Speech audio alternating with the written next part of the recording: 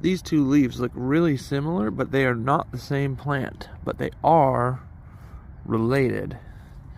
This is wild radish, and this is mustard plant. And the easiest way to tell them apart is, well, with the flowers, the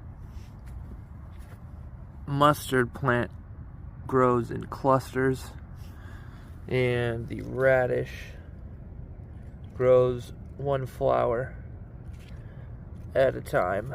And the other way you can tell is this is like rough on the leaves, whereas these are like velvety.